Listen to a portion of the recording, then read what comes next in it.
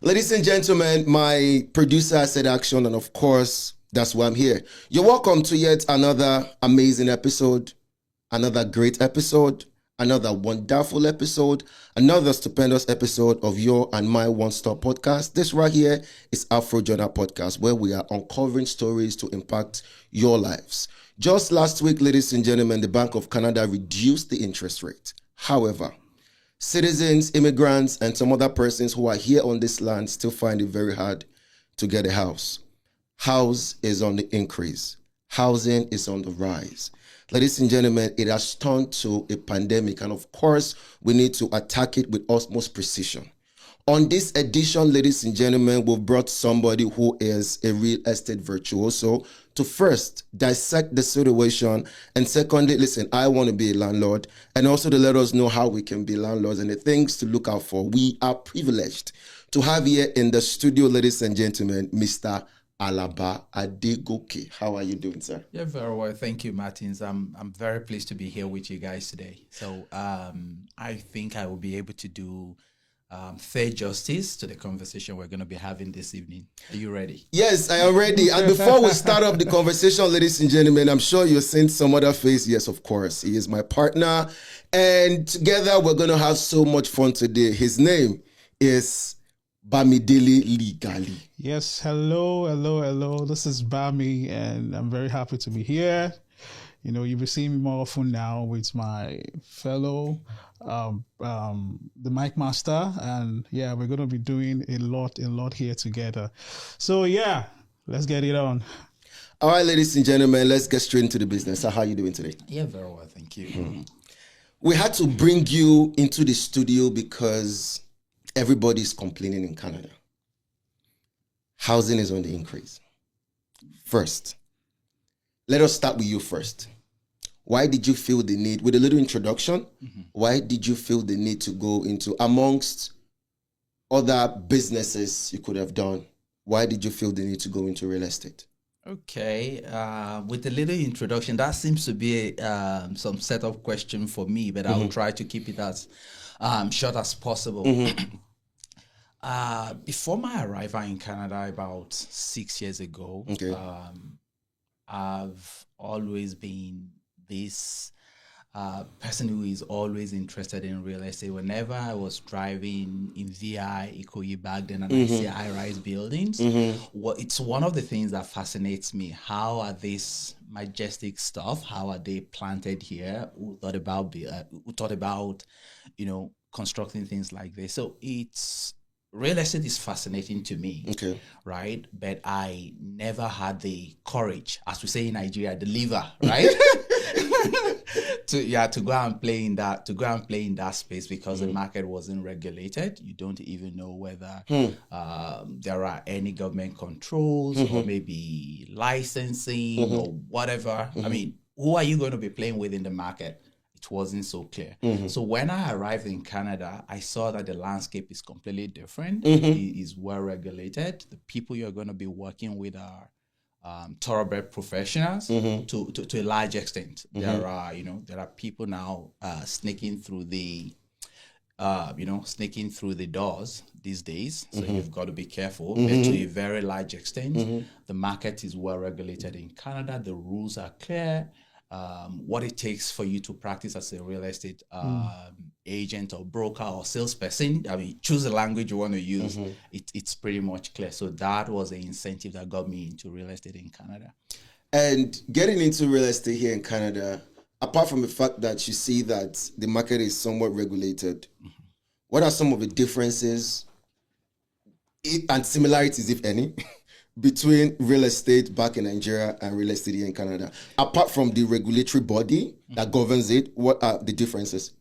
Let's talk about the similarities first. Oh, are there similarities? Yes. Okay, all right, let's have it. Of course. I mean, look, real estate is real estate. It's about, if you listen to some of the institutional investors, you will hear them say to you, if you make the right decisions about investing in real estate, it's pretty much about the singular investment decision. If you go in, right, with the right knowledge, that you're not going to lose on, right? You probably will hear people talk about investing in stocks and shares, right? Private equity, what have you. All those other investment options, they carry a lot more uncertainty because you cannot hold on to them. Exactly. Real estate, True. if you buy a house somewhere, unless there is fire, unless there is a massive flood or tsunami, or unless there's an earthquake, right? The house is going to be there, not just only for one generation, multiple generations. Yeah. Oh, so what? So that's me talking about the Similarity, similarities, yeah. right? The differences, they're pretty clear. Let's start from the style of housing, right? The quality of the housing, The quality. right? The regulation, the government regulation that goes into, look, what are the building standards? What are the acceptable standards? What are the acceptable practices? These are the factors that sets that separates real estate back home to what we have here in Canada. And specifically, if you're wondering what province we're speaking from, specifically, we're speaking from Ontario. So to a very large extent, I know that the regulations in Ontario are robust. They're very comprehensive. There's daylight between what we do here and what applies back home. We can only hope that look, with time, the standard back home is going to catch up with what we have here in Ontario. Yeah. That's amazing. Bami, you wanna chime in? Yeah, sometimes I have a friend that speaks about, this. I want to talk about rent now. So, like, people talk about rent in Nigeria compared to here in the diaspora, and they say, okay, in Nigeria we pay rent just 1 year, and here it's monthly. You understand? So people tend to prefer investing here than in Nigeria. So when we talk about investment, like if I want to invest now, where do you advise me to invest based on me getting my return quickly? You understand what I'm saying? Absolutely. Yeah. Absolutely. Bami, great question. Thank you. There is this saying that says garbage in, garbage out, right? Okay. That's for lack of a better expression. In Nigeria, people say we pay rent once every year. In Canada, we pay every month. I'll say to you, housing here too, maybe, I'm just going to make up this number, maybe it costs 15, 20, 25, 40 times what it costs in Nigeria. So the expectation in terms of the return on investment back here definitely is going to be different from what you have in Nigeria. Yeah. Another factor that we need to consider also is the cost to build, right? And then how do people in this part of the world finance their properties? I've been in real estate for a couple of years. The number of times I've seen people buy homes or houses or whatever, townhomes, condo, out of pocket, I think I can count it on my fingers. And how many fingers have I got? Just only 5, right? But back home in Nigeria, how do people build homes? They pay the cash outright. So they pay the cash outright. And why people need to collect rent in this part of the world, right, on a monthly basis is because it follows a credit system, which is within the larger scheme of things, you see that the economy here runs on credit. Yeah. Typically, homeowners here, they make contributions, which is called down payment or equity payment. They make 5, 10, 15, 20%. And at the end of every month, they also need to make payments back to the lender, to the banks, to the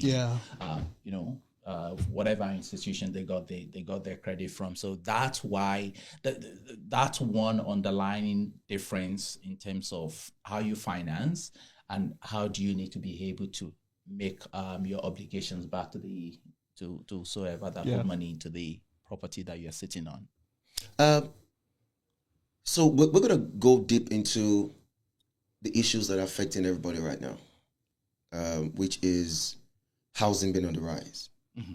And this has been happening right now for a long time. I was speaking with a good friend of mine the other day, and he told me he couldn't keep up with his mortgage. He had to let it go. It was sad, apparently, but there was nothing he could do about it. Mm-hmm. First, as a real estate virtuoso, what are some of the reasons you feel or the things you feel are militating against the rising of housing in Ontario, to be precise, since we are in this province? Yeah, Martin's demand and supply. I think that's even fundamental for every market sector. If you want to imagine demand and supply, I think in Ontario, the statistics they may not be precise, but pretty much they're close to what the actual numbers are. Home prices, specifically, I'm going to be talking about purchasing now. Okay. Prices have gone up between 2010 and 2024, right, by more than 80%. Wow. We can pretty much in street parlance we can say pricing has almost doubled. Wow. And those are in the markets that the majority of the people are not playing in. So if you want to go into the market that the majority of the buyers, say for example, starter homes, right? First-time home buyers, the smaller homes, the condos, the townhouses, it has more than doubled, in over a decade. Wow. What are the factors that are driving these increases, right? I said it much earlier, demand and supply, and where is the demand coming from? If you look at Canada's immigration policy over the last decade, you see that a lot of people have been coming into Canada, and that's why many of us are here. I'm also an immigrant. Yeah, sure, right? sure. Within 12 months of arriving in Canada, I was looking around. Okay, I've got to be able to buy a property for myself, right? And likewise, so many other people, True. right? That came over here. So demand is there. And for those of us that are coming from all over the world, look, Africa, some other places in the Middle East, Asia, a lot of people from China and Hong Kong, people bring in a lot of money in from outside of Canada, right? Meaning they arrive in Canada today within 6 months, within 9 months. Some people, even in the same month they arrived in the country, they're thinking about buying. And, new homes, a building of new homes is not catching onto the demand, and that is what has set price galloping away from local residents.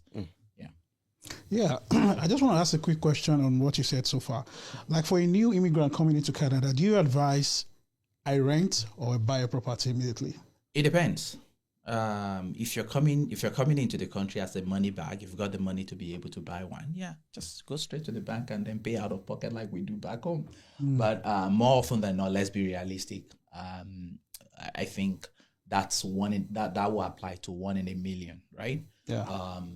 Typically, when you're coming into the country as a fresher, you don't even know what kind of community you want to live in. Yeah. You don't know what kind of facilities, infrastructure that you need for your family. You don't know where your work is going to be, right? You don't know so many other variables that play into it. So my default advice for a newcomer is first come in, get a renter. It doesn't mean you have to live in that renter for a year, for 2 years. As soon as you figure out all the other variables that connect to your situation here, right? Then you're ready to buy.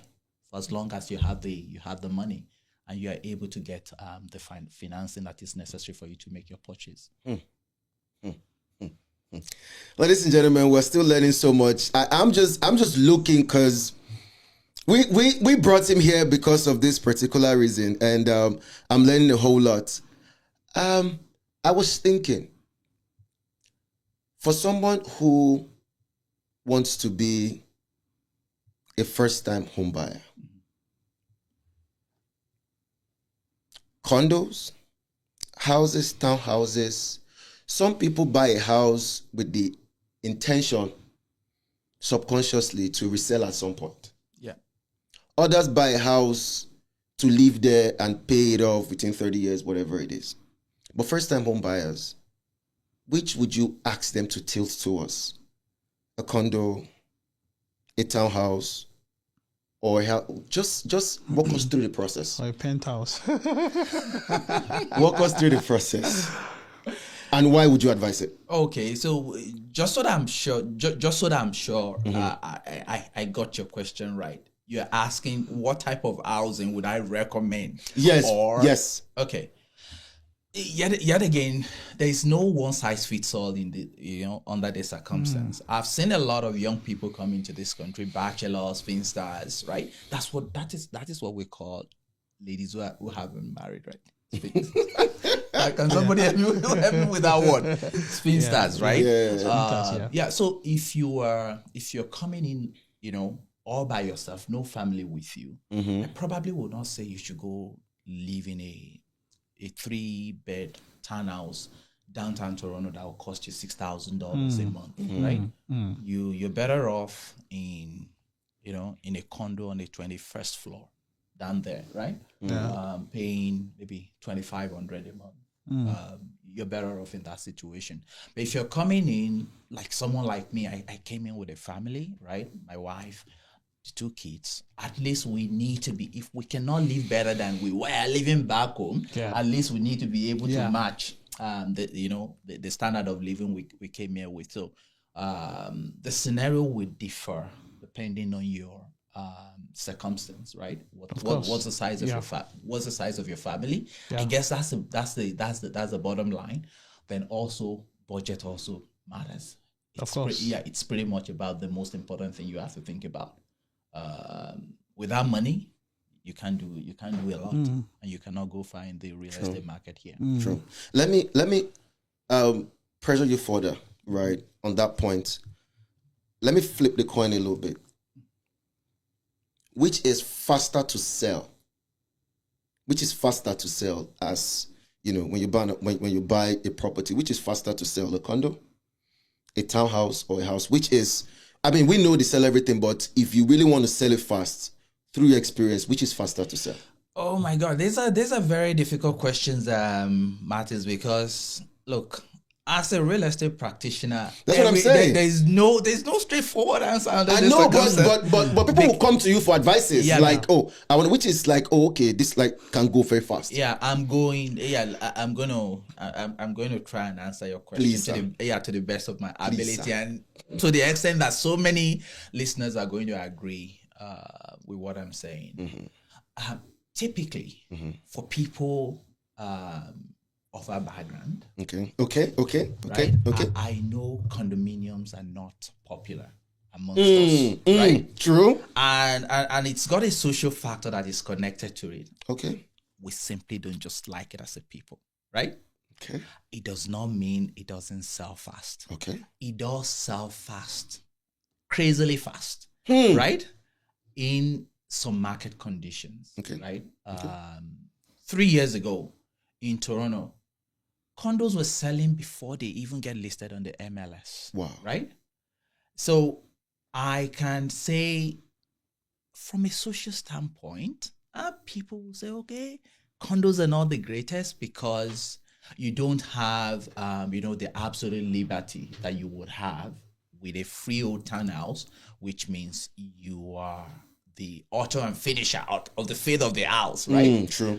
You maintain the house when you feel like, how you feel like, and when you feel like, right? In a condominium, the rules are a little bit more stringent. You have the condo cop, you have the essentially the governance corporation, in the sense that they're going to tell you these are the rules, right? That everyone who has bought a unit in this condo, these are the rules we've all agreed to live by, and you cannot be an exception. True. So because of that reason, people believe that condos are a little bit restrictive, and because of that, they believe that it's going to be hard to sell. Right? Okay. But indeed, it's not difficult. It's not difficult to sell.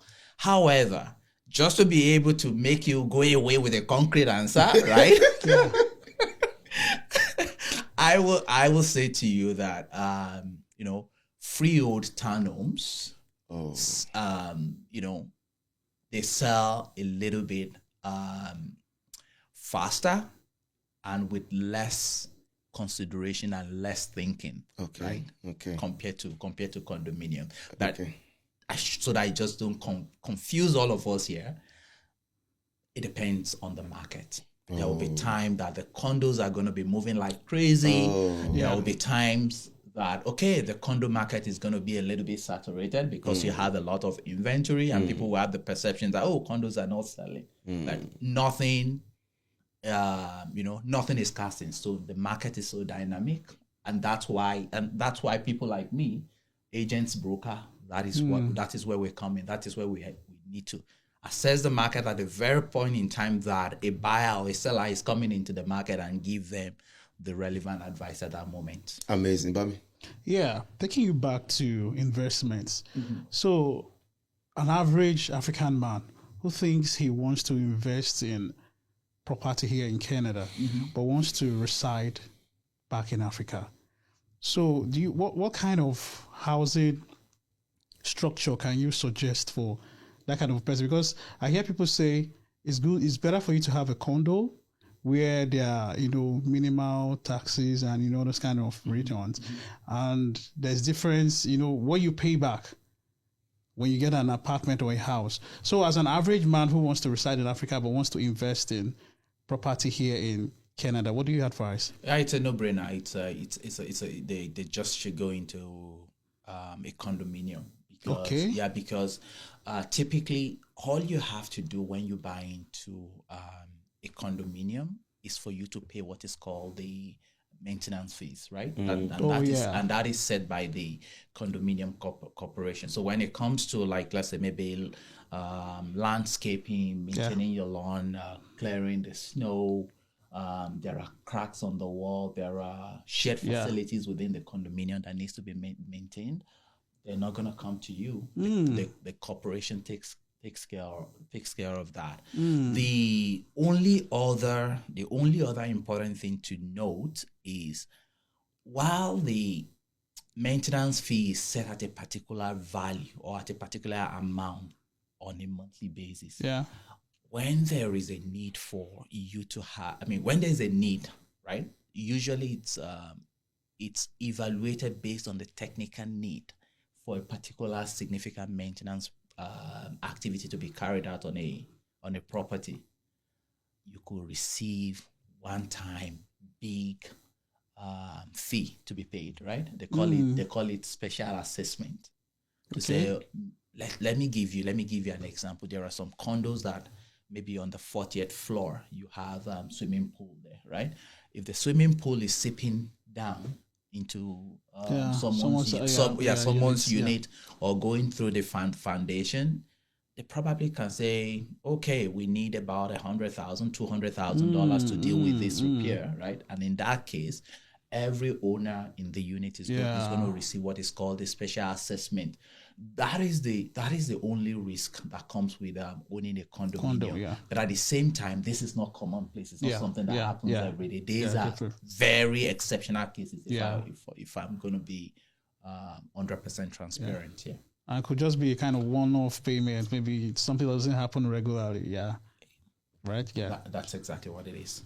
For first-time home buyers, what are some of the things to look out for? Now, this is a 3-part question, right? Okay.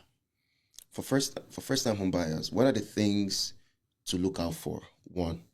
2, how can they be first-time home buyers? 2. 3, how can they sustain their mortgage? So I think it's straightforward enough, right? In the sense that you are a first-time home buyer.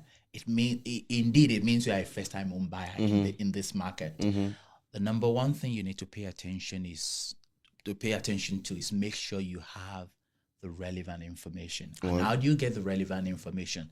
Talk to the professionals, right? And who are the professionals in in this realm, we're talking about, a financial advisor, right? Okay. First, before you decide to buy a home, it's not that, oh, I've got $200,000 today. I'm going to make a 20% down payment on the, on the purchase I want to make, and then let's move on from there. I'm a landlord. Yeah. 30 days after buying that house, your mortgage payment kicks in, right? 30 days. 30 days, yeah, essentially a month. I mean, after the first month of paying the $200,000, your first mortgage is due, right? And it's not just only the mortgage. People focus a lot on the mortgage, right? There are some other cost elements that you need to pay attention to. You've got to be able to pay your property taxes, right? And that accrues on a monthly basis as well. You may not pay it on a monthly basis, but at least the cost is accruing on a monthly basis.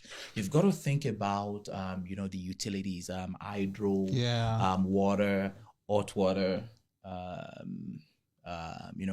natural gas supply. Yeah. If you are the type who is not handy, you've got to find someone who is going to have to come around and do your lawn, right? The waste management and all that. Yeah. So there's a plethora of costs that comes along with owning a house. So understanding your financial situation, right, by talking to a financial advisor, right? What is your level of income? Yeah. How much do you want to pay down on, as equity on the house that you want to buy?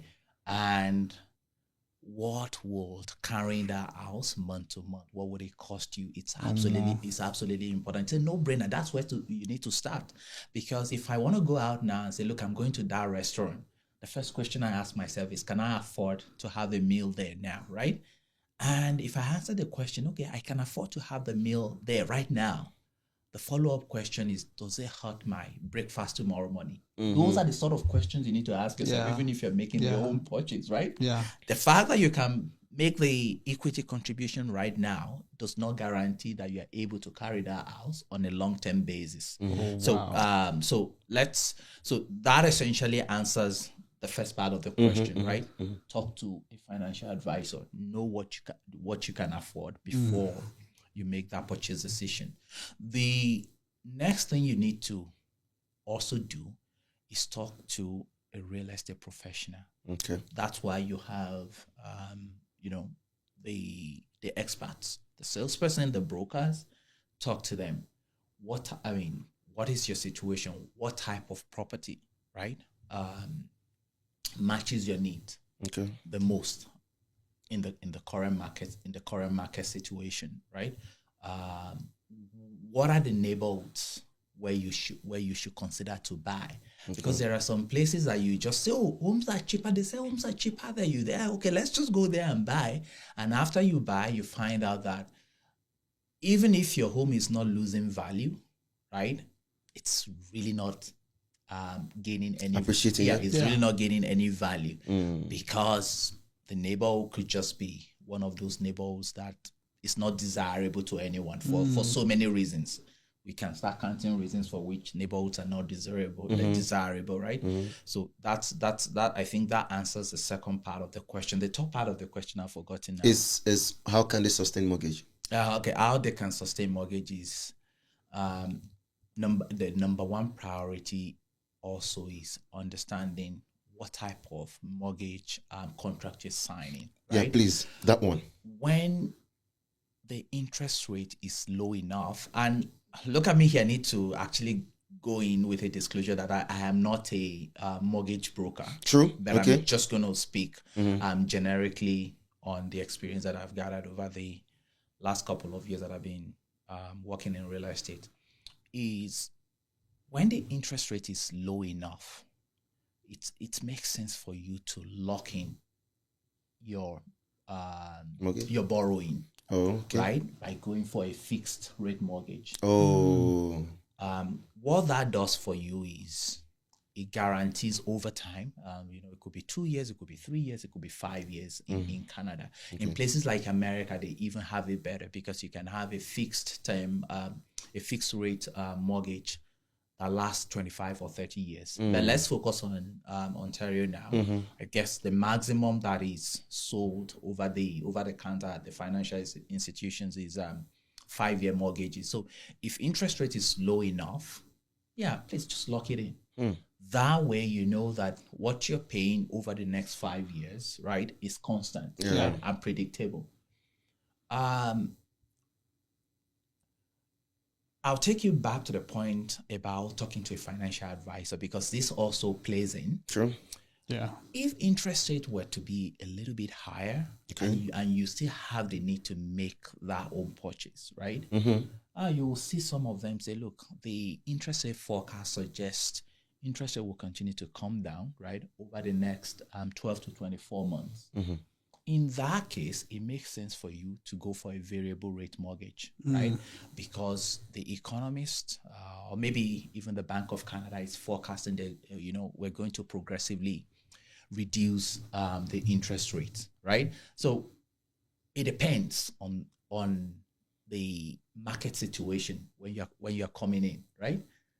Answer questions about your own personal finances. Look, have you got a job that guarantees your income over a specified period of time?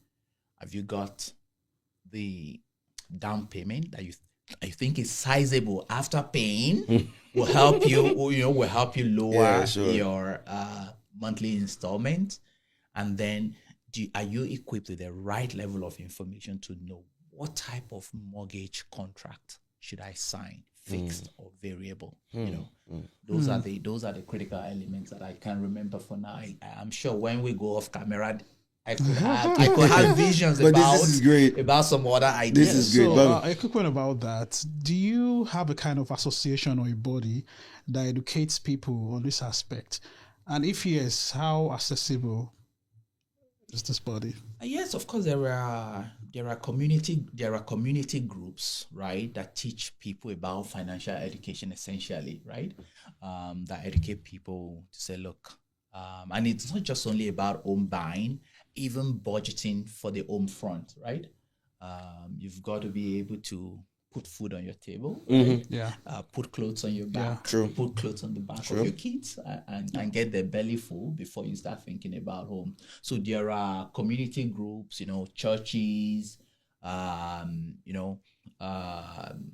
organizations that are focused on financial education everywhere within the community. You can actually just go on Google and say, look, financial education center near me. You're going to see a lot of them. You're going to see a lot of them pop up. And believe me, many of us may not have the culture of asking questions or sharing life challenges or, consulting with respect to decisions we want to make about life, before we came in here. I cannot overemphasize it. It's absolutely important for you to find people to talk to, just so that they point you in the right direction before you make some decisions. Yeah. Proud to what my producer said action, and we started this conversation. I was asking you a question. I said, how would you, in your industry, people say it's saturated. I hear it a lot, it's saturated industry. Everybody, even back home, like everybody right now is, because they know top of mind. I don't know, maybe it's the way you guys sell it, or it's the way, people push the narrative that is the only lifetime investment you can ever have in your life.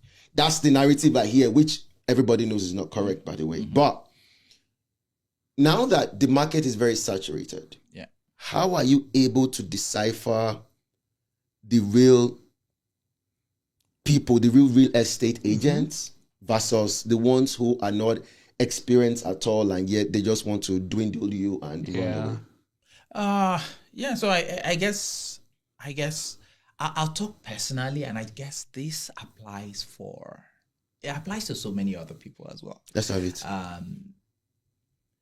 If I want to make a decision, a purchase decision, and I need someone that's going to handhold me, which essentially is the job of the estate agent, so to say, right? I need somebody who knows about this space. I want the person to guide me just so that I make the best decision. I will not talk to just only one person, right? I'm going to look for 1, 2, 3 people to interview, right? And listen to the one who has given me, it's not even listen to, I shouldn't say that. Listen to the three of them talk, right? And then assess which one has given me the most qualitative responses to my question, right? And you also know there are popular real estate firms within the neighborhood. I work for Remax.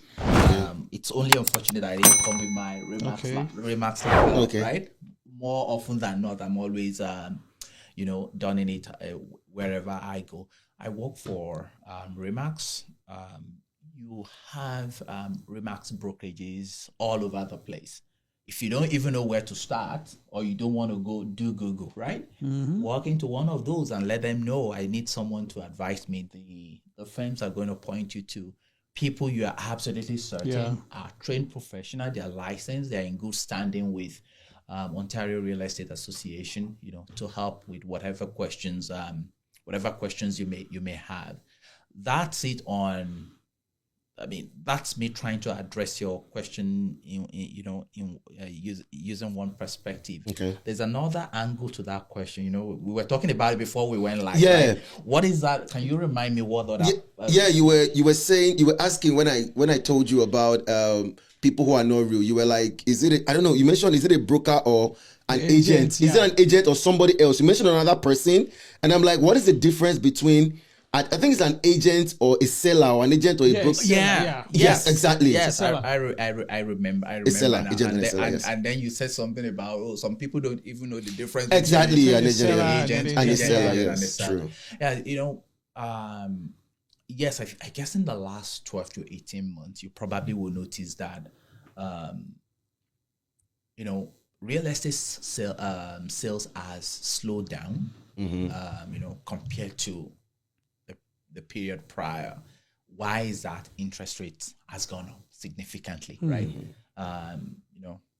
There was a time that we were on a trajectory that Bank of Canada increased interest rate 10 times in a row, right? And I guess the situation of things that is getting better now that we're seeing a downward trend, on the rates. But just so that we don't go too far away from your question, the seller is the owner of the property that they want to sell, right? Oh. The agent, so the agent is an agent can represent either a seller or a buyer. Like a middleman? Right. Essentially, we can say a middleman, but they're not just a middleman. They are giving the best advice to the seller, just so that they can realize the maximum amount of money on the house they're trying to sell. Right? An agent that is also representing the buyer is also advising the buyer so that they can get the best value for their money. So profit oriented, like profit centered. Absolutely. You want the best for yourself. If you want to buy something, you're looking for the maximum value, right? At the least amount of cash. That's you, the buyer. I'm the seller. I'm looking for the maximum amount of dollars, right? On what I've got to sell. And that's why typically you're going to see market participants, buyers and sellers, have agents who have been playing, you see, in this space for several years to represent them. Because sometimes they don't know how to negotiate, or more often than not, sellers and buyers don't know how to negotiate, agents do. Right? So all of this counts. At the end of the day, you want maximum value for yourself. There are people who self-represent and say, "Look, I know it all. Let me represent myself as a seller." We call it feasible for sale by owner. Right? They don't want to use an agent because they don't want to pay. But at the end of the day, they lose more money. They end up losing more money than getting in that agent that represents you, because the agent has got an in-depth knowledge of the market, the insights, the data, right? The complexities that are involved in real estate dealing that you don't have, because you just want to do a one-off. The agent sells 10s and 20s and 40, hundreds of houses in a year. Well, we've had situation of dubious agents too, that doesn't, give the real value of the assets. Yeah, so I will say, look, in every situation and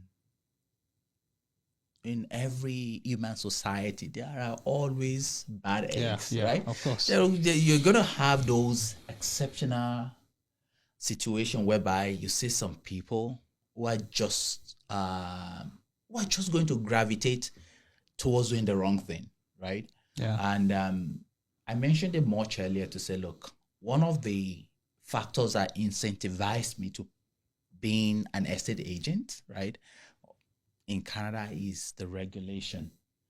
Believe me, there could be situation, there could be bad eggs, there could be news stories about one or two agents, that are caught up in Yeah. malpractices. But I can assure you, the association actively weed out these individuals just so that we keep the integrity of of our practice and the market, because you don't want market participants to lose trust Of the course. process. Yeah. Once they lose trust, there's nothing for anyone to benefit anymore from the market. So I can assure you, those situations exist. The association is actively weeding those people out.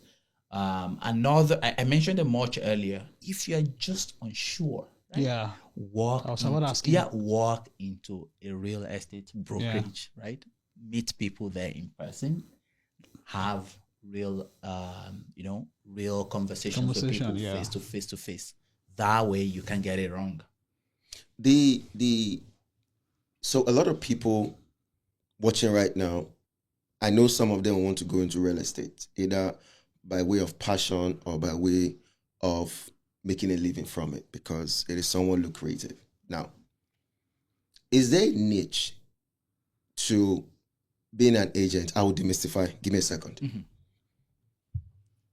Going by your analysis as to a seller and an agent, some persons represent the seller, some persons represent the buyer. Now, are there real estate agents who specialize in representing only the sellers? Are there agents who specialize in representing only the buyers? Or as an agent, you can do both? Typically your license allows you to do both. Okay. And it's not even just limited to the buy and the selling side of the transaction. Okay. The market also has so many categories, right? Okay. You could be practicing in residential, you could be practicing in commercial, Okay. you could be practicing in investments. Agents were also licensed to transact in selling things like restaurants, barbing salons, all sort of business. Wow. We're also licensed to play there. And then also you can actually specialize in selling, agricultural lands or industrial land. So people can specialize or focus on all those small niches. And then coming back to answering your questions, are there agents who specialize in representing sellers alone? Yes, there are. Okay. Are there people who specialize in representing Buyers. buyers alone? I believe there will be, but I haven't seen one myself. Okay. And then in summary, just to answer, you have the opportunity to carve out a niche for yourself. Where do you want to play? Do you want to sell mainstream housing? Okay. Like where I play, I sell all types of houses. I help people buy all types of houses. Some people are going to say to you, look, I only want to sell luxury homes, right? Because they don't want to do more than 4 deals in a year. But those 4 deals? Okay. We know those 4 deals. We know. Yeah. Whereas some other agents like myself knows that, look, my background, I've had some years in the manufacturing space, that I know sometimes volume counts, right? Mix it all together, shake it together, press it together. Cup running over. So it's your choice. The strategy is yours. Make that strategy decision and follow it. I'm glad you spoke about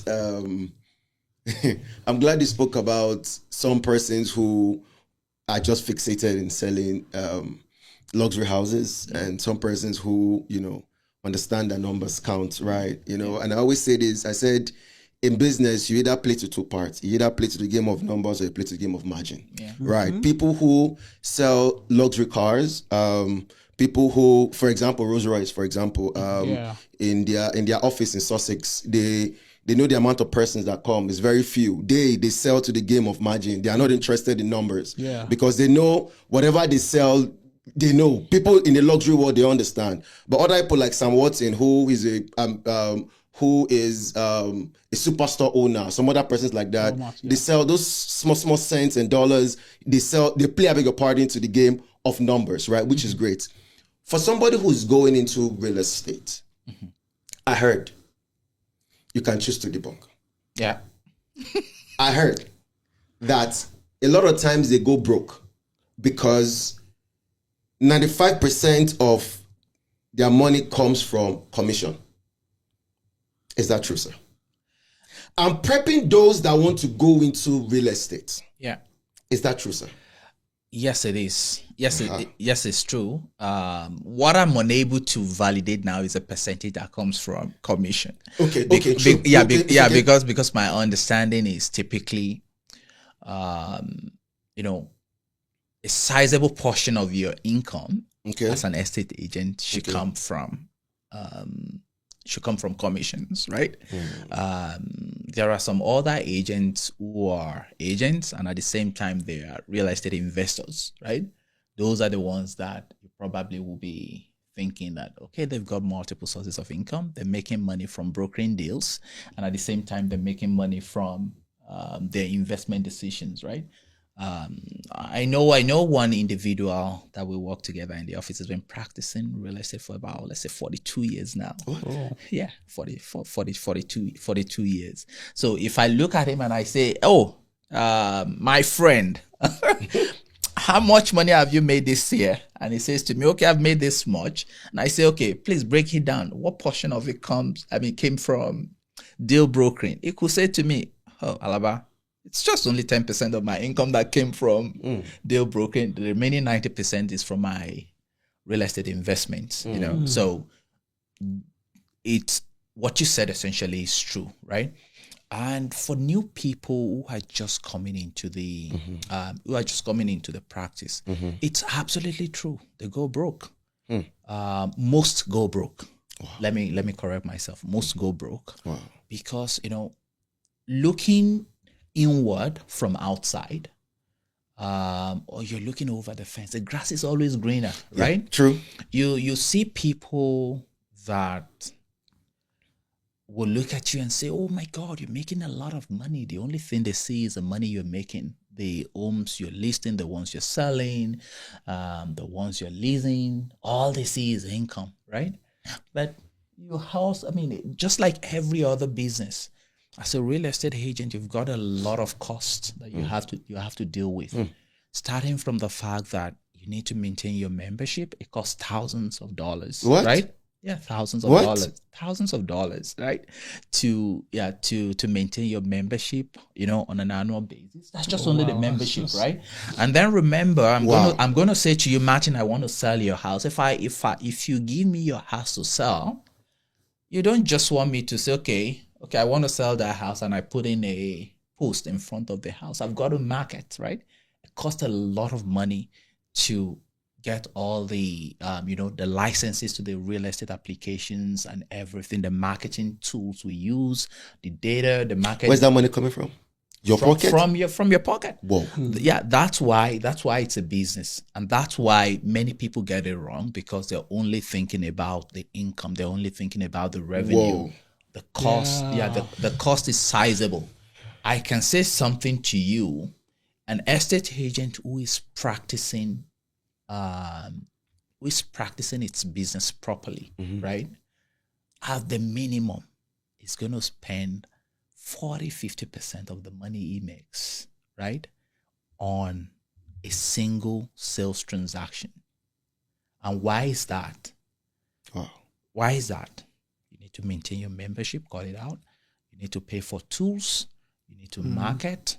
You need to, you need to, you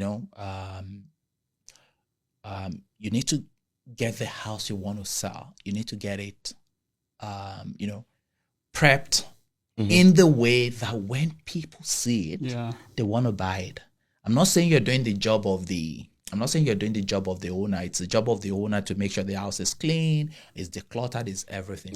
But what about, have you guys gone on YouTube? You've seen advertising, advertising. You've seen some, photographers, flying drones. Shout out to my producer. The videographer, the videography, the home staging, and all of those. It costs a lot of money. It doesn't come cheap. So, like you said, people always look at it and say, look, there's a lot of money to be made there. They're not thinking about the input that goes into running the business. And that's why after a short period of time, it's a sort of practice that you see tons and tons of people coming, but in less than 6 months, in less than 1 year, they can no longer sustain it. They're out again, looking for something else to do. Wow. Bami? Yeah, so for someone coming in as a newbie, like coming into the business of real estate, what are the things you can advise in terms of building a clientele, and the advertisement? Yeah, so I think let's talk about building the clientele. The most important thing for a newbie coming into the practice is for you to learn, right? Find the right brokerage to go to. It's absolutely important. Okay. Because you are new, right? Yeah. It's just like when any other person, the real estate business is like when any other person decides to take on a career, right? Real estate practice is a career, right? Do you want to go to a place where you're just left all alone? Oh, these are the tools. This is the license. Go and practice. Or you want to get into an environment where you're going to learn. And how do you learn? Is by interning. I will use that word. Internship, right? Going into a brokerage where deals are getting done, right? Yeah. And helping high-performing agents, right? Helping high-performing agents to do things, right? Get close to them. Ask them some of the, the winning formulas they're using, right? Learn those formulas, right? And it's not just only about learning the formulas alone. You need to work really hard, right? And you need to make sure you put yourself out there, right? When the opportunities come, do not flop, right? Remember, because I know, like, when I started in this practice, there's always that first deal, right? Someone is going to give you that benefit of the doubt. I want to work with this guy. Yeah. And do you want that first person who gave you that lifeline? Do you want them to have positive things to say about you or not? It's a no-brainer. I want them to say something positive about me so that from that moment on, word start exchanging.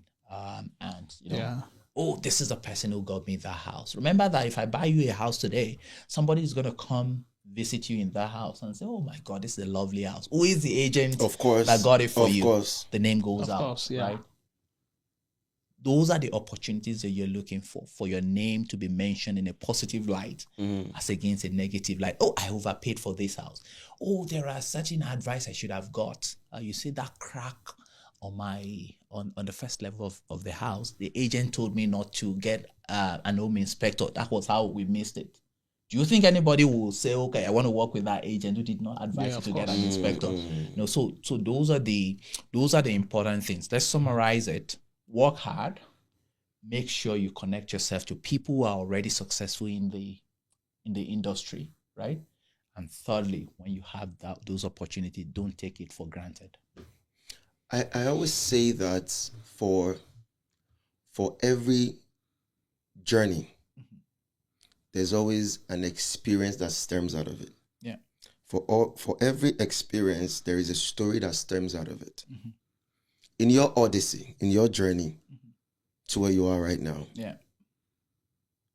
how are some of the ways a newbie in your field can sustain when the grass is not yet green. Because you enlighten not just me, but a lot of persons watching that we don't see the back end. We see that part that is very beautiful. When you cause, I'm into real estate, you're rich, but now I'm hearing things that your license doesn't even come cheap. I'm hearing there are other things that you sink into it to even get that deal. And apparently when you're getting that deal, 50% of your own commission is gone on making sure that people already see what they see. So it's a lot. There are a lot of down days. Also stemming from what you said that, the larger part of the money comes from commission. The days when these deals don't come, you have a family to feed. You have to keep pushing. How are you able to traverse the crucibles, the times of these challenges, and not get bored and not get dissuaded? I will say preparation, right? And I'll use the analogy of a football team, right?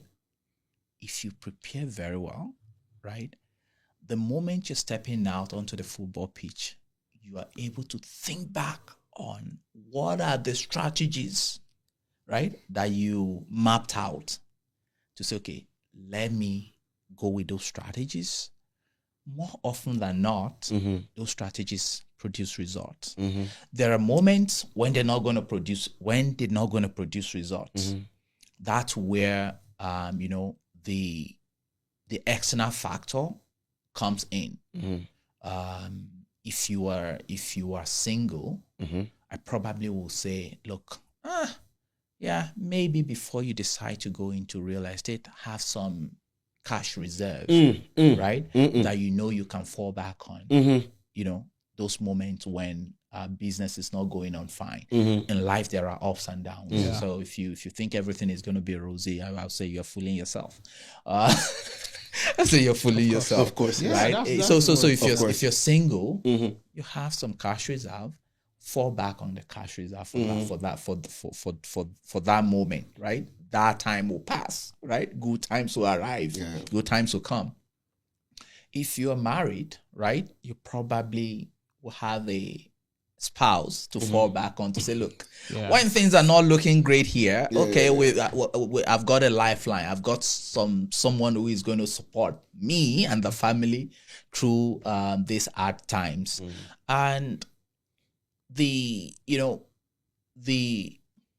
other part of the question that you touched upon is, okay, if things are not looking good, you're going to feel discouraged. Everybody feels discouraged when situations are not, when the situation is not looking rosy, right? But you've got to constantly remind yourself, right? It's darkest when the sun is about to rise, right? So maybe that telephone call to that client, to that pipeline that you set out to make at 10 a.m. Monday morning is, the flip of the coin that you're looking for. So don't get discouraged. Make that call. Maybe that email marketing that you thought, I've been sending that for the last 6 months. I didn't get any lead from it. Maybe that's where your break is going to come from. Keep sending it. Look, there is this saying about if you don't take a shot, you've already missed it. Of course. Right? Yeah. If you take it, you could score it. You True. could score it. True. So that's the principle. You need to have a well-defined strategy. Don't leave yourself hanging off a cliff, right? Yeah. That, okay, it is that deal that you're super laser focused on next month that is going to get you through the month. It's a recipe for disaster when that deal does not happen. You've got to have a fallback plan. Yeah. Right? And then secondly, don't get discouraged. Keep pushing. Right? The breakthrough is gonna come. Yeah. I would Okay, yeah. I would just to follow up, right? Is it advisable for somebody who's going into real estate? And I know why I'm saying this because a lot of persons, I've heard them say it. And I have my own assumptions. But as somebody who is vast in that field, is it advisable to go full-time into real estate or start as a part-time real estate person? It depends. I've seen people play it both ways. And it has worked for examples of people that I've seen, right? Let me give you an example. I've seen someone come into this country, right? Someone that I actually mentored into real estate, who came into the country with a lot of money. And they came in here, they said, oh, look, I do not want to work 9 to 5. The reason I left Nigeria to come over here is because I'm tired of doing 9 to 5. I just want to do something different. They have a lot of money already in the bank. And the guy was like, okay, but I cannot be sleeping morning till night. I just want to use this career as my, as a pleasure career. Right, and then they went into real estate full time. The gentleman is doing pretty good right now, right? That person's circumstance is different from someone who is asking instead the question. Look, this money I'm using to buy the plane ticket, right? This is the only money I have. Once I touch down in Canada, I'm going to my friend's house to squat. For 30 days. It's going to be foolhardy for such a person to take the same gamble. And the man who came in with a lot of so you've got to just assess your situation, right? And look for what is the most balanced approach for you to take. Typically, some people are going to start the practice part-time, after they have some traction, 6 months, 18 months, 24 months, some traction. They see that, okay, business is going, then they go into a full-time. So there is no one size fits all. Depends. You just have to check your situation. Define your strategy. Based on the answer you gave us before, I just want to still ask you a question, because I know someone who he's already into the business of real estate. So he has done the learning, the advertisement, he has been in Menti, but things are not working out. Like, things are not working out. He's not getting the client, nothing is working out. But this person is really trying. So in that case, what do you think is happening to that person? I don't know. Very, very straightforward answer. I don't know. So that kind of person, you think that person should just quit the job, or what could be happening? No. I said I don't know. Now you're asking if they should quit. I said no. My answers are categorical. Look, if you're doing something and you're not getting results, I think it puts you on an inquiry to say, look, think about it. Am I doing the right things? Sometimes many of us have been in the same situation, not just only about real estate, about life generally. You're doing something, you're doubling down on doing something, you're putting more time than anybody would imagine, right? That someone will put into a particular effort or adventure, I should say. And the results are not coming. If you're doing the wrong things, the results are not going to come, right? Ask a question. The person should introspect. What kind of environment are they in? I mentioned something much earlier. Going to the brokerage where deals get done is the first right decision you have to make. Because if you go into some brokerages whereby deals come far and few in between, and I've seen a couple of people that I've spoken to about, okay, where should they go? Saying, oh, if I have to go and join this global brand, if I join that international brand, they charge so much money, right? I don't think I can afford it. And then they decide to go to one ABC brokerage, whereby even the best agents I'm laughing. Sorry, forgive me. It's okay. Even that the best agents in those brokerages are the ones that are scraping by one deal every 6 months. Oh my God. So when are you going to learn? When are you going to know what is happening in the market? Right? So it is absolutely important for us. I mean, for anyone that wants to go into into real estate as a career, to understand that it is serious business, and then it requires the most optimal decision making, right? And be futuristic in your thinking. Because what sustains you as a real estate practitioner is what you make out of the business. Yes. I mentioned much earlier the gentleman that came in with a lot of money who said, okay, he's just going to do it as a pleasure career, right? If it doesn't start making money over some time, right? He's going to lose money. He's going to lose money too, and then it's going to get himself broke. So no matter what your situation is, you need to think about your real estate career as a going concern. And what is a going concern? You've got to be making money. You're going to spend money, but you've got to be making money as Definitely. well. Yeah. As we're about to wrap up, I just want to ask you, and I'm sure Bami too might have a question to ask. Through your journey,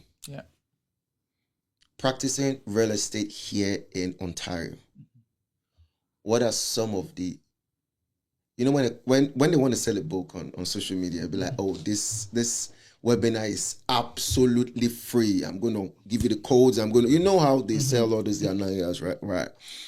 What are some of the free advices now on this podcast, Afro Journal Podcast, that you will give for free to Nigerians or Africans who want to go into real estate here in Ontario? As practitioners? Yes. Okay. I'll say look before you leap, right? Understand, the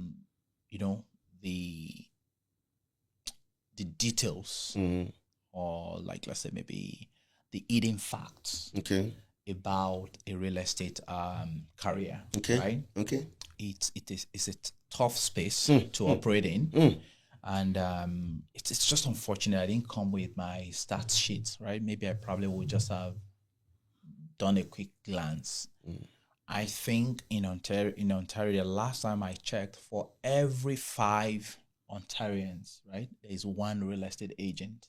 What? Yes. What? Yes. What?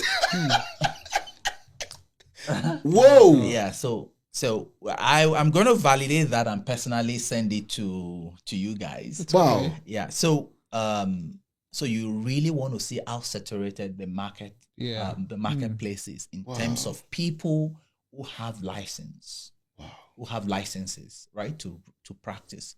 That's how saturated it is. So what you've got to be able to think about is, how do I differentiate myself, right? And then also this space is constantly evolving. So if you want to come into this career space, you've got to have a laser clear strategy to say, this is the niche, this is the market niche that I'm targeting, right? And it's going to give me results, right?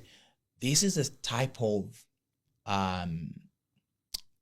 publicity strategy I want to use for myself that is rock bottom, low cost, but at the same time effective. You get all this sort of question. I do. So you've got to have that storm in you, right, pushing you along the right path. Yes. But if you are absolutely blank, I'll say don't make a decision, right? Because being blank doesn't mean you still cannot do it. It just means you need to connect with people who have insight that will put you on the right path. So that's my advice. If you want to come in, you have a lot of understanding to do before you even start. There's this wise saying that I've always known: begin with the end in mind. So if you don't know the end, don't even start it. Yes. Ma'am? Not much. I just want to ask a general question. Is there a champion among the realtors now in Ontario? Like, this person is all in all, the bestseller, this, that, in Ontario. Yes. I mean, there are great high performing teams. I actually need to make a quick clarification that, many people see individual agents like myself practice in my name or in a branded name. You see that the people who are selling the most, who are mostly at the top of the statistics, are usually a team of agents. Right? I don't want to give free advertising. I probably would have reeled out a name, a couple of names from my brokerage. Okay. There are some group of teams that, while they're going to count my production, my deals, let me use that. They're gonna count all my deals in my name. there could be a group of 50 agents that they're going to count all their deals together and stack it up against mine. Oh yeah, oh yeah. I see Yeah. that. So to answer your question, there are champions. Yeah. When you hear, okay, this is the number one blah blah blah blah blah blah blah producing team in Ontario, what you need to be able to do first for you to be able to make a comparison with a one team agent or to a one person team is divide how many people are there in that team divided by the number of deals. That is what is gonna give you a fair comparison in terms of who are the high performers and who are not. But at the same time, I can't begrudge people for operating as teams. It comes back to that same thing I said about strategy. You've got to define what works for you. Yeah, of course. Yeah, definitely. Okay. Ladies and gentlemen, I have learned so much. My eyes have been opened to things never could see. I'm sure I was not as clairvoyant as I thought I was in real estate until Alaba came on board. And I'm like, the first thing that struck me was the fact that you need to renew a license that is not cheap. And I cannot forget it. Like, see, anytime you hear someone says, I'm a real estate professional, please give some respect. Give some respect. Any last words, Alaba? I will say, look, let's keep the conversation going. I really appreciate the fact that you guys have decided to talk to me today. I mean, I'm not taking it for granted. The only thing I wouldn't do is pay you money because I don't have money. Realtors have money, of course you do. Realtors are rich, bro. Realtors are rich, bro. They are rich, bro. Yeah. So, seriously speaking, I really appreciate the fact that you've brought me over here to chat today. If there are more questions you want to get across to the audience, of this podcast, please feel free to call on me. At least I don't know a lot of things, but I do know real estate. And if you want us to talk about it, especially in Ontario, Canada, right? I'm a phone call. A real estate guru. I'm a phone call away. Just one phone call. One phone call away. Yes. But many last words. I want to thank you, Alaba. It's a huge pleasure, for educating myself. I will say I'm highly educated now that you've spoken much about, the real estate, side. And I'm sure our audience too will learn one or two from you. So, yeah, we are grateful. I just want to thank you for coming on board. Yeah. Ladies and gentlemen, before I sign out, I know you enjoyed this particular episode. I know you did. But you're still not subscribed. Why? Why are you waiting for me to beg you to subscribe? Okay, please. If you've not subscribed yet, please subscribe to our channel. Like our content, share it. That is how we get pats on the back that we're doing an amazing job. Okay. That's how we source. That's how we find. Oh, yeah. That's how we go and search for amazing people like Alaba. Bring them on board to share insight, stories, give you advices on how to navigate, on how to be the best version of yourself. So please subscribe to our channel and tell one person to tell the next person to subscribe, tell the next person, tell the third person to subscribe, and let the list go on like that. Ladies and gentlemen, the Call Me the Mic Master. My name is Martins Benson. It has been an amazing, stupendous time hanging out with you today. Join us. Same place you're watching next week. Until then, ladies and gentlemen, from the studio, it's bye-bye.